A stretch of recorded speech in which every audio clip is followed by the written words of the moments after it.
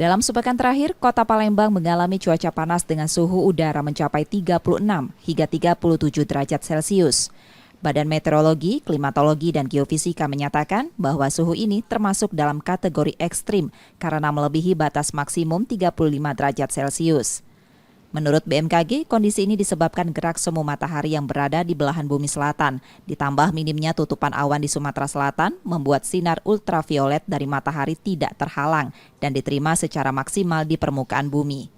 Saat ini, Sumsel seharusnya sudah memasuki musim penghujan, namun Monsan Barat sebagai pemicu hujan melemah akibat siklon tropis di bagian utara Indonesia, mengakibatkan terjadinya dry spell atau jeda hujan. BMKG memprediksi suhu ekstrim ini akan berangsur menurun hingga November 2024, bersamaan dengan masuknya Sumsel ke dalam musim penghujan secara penuh.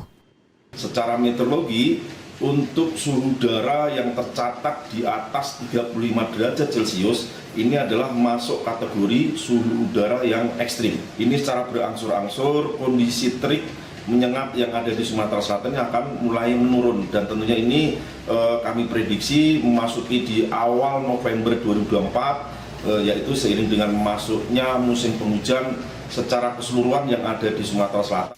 Selain suhu ekstrim, cuaca panas juga menyebabkan peningkatan titik panas dan berpotensi kebakaran lahan di beberapa daerah, seperti Ogan Komering Ilir, Ogan Ilir, Musi Banyu Asin, dan Banyu Asin.